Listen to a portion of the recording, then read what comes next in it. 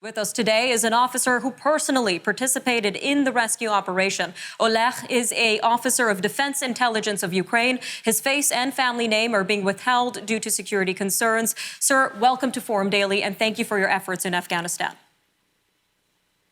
Hello, thank you for giving a floor for me. And can you walk us through this operation, Oleh, and how it was organized?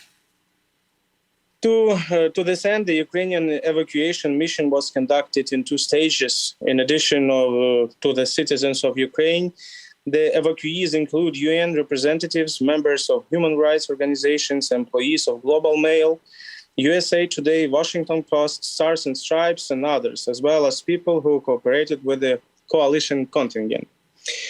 The rescue operation was carried out by the staff of the Defense Intelligence of Ukraine, Ministry of Internal Affairs, with the assistance of the Ministry of Foreign Affairs and with the support of the Office of the President of Ukraine. And during the operation, there were issues that required contact with the leaderships and official services of other countries, which is why the coordination center worked around the clock throughout the evacuation. And in order to find the safety, pick up people from the evacuation, Special Operation Forces unit of the Defense Intelligence of Ukraine walked outside the protected perimeter of the airport.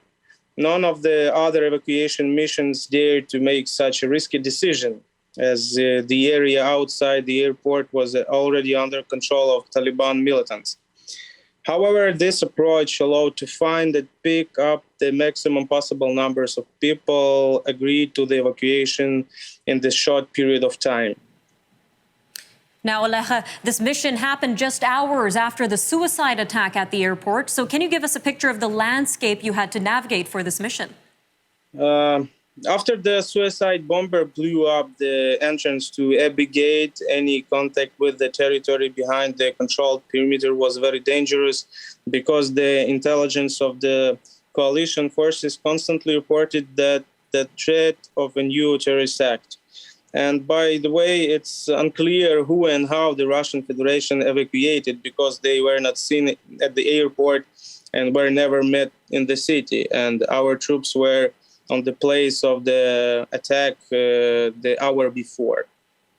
And how did navigating the landscape on foot work for the Ukrainian military's benefit? We know other attempts to get Afghan translators to certain meeting points at the airport had failed.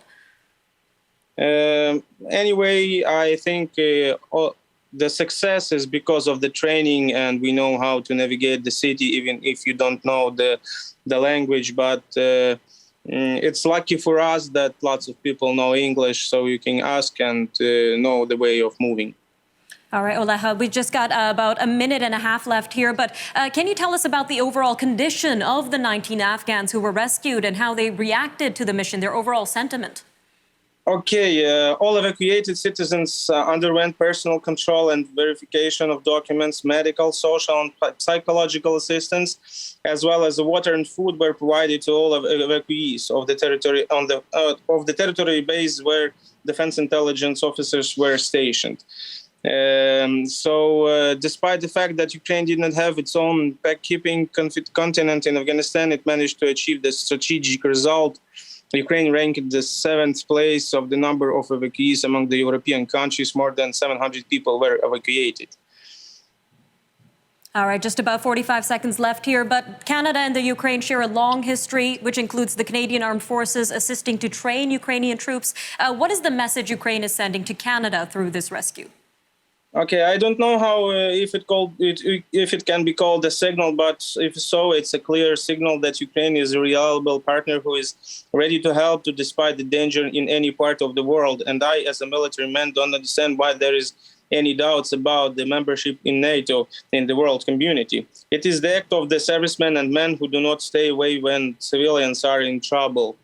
So since the beginning of the aggression against Ukraine, Canada has expressed its constant support for sovereignty and territorial integrity of our state. And taking this opportunity, I would like to sincerely thank you for your country for helping Ukraine at a difficult time for our country.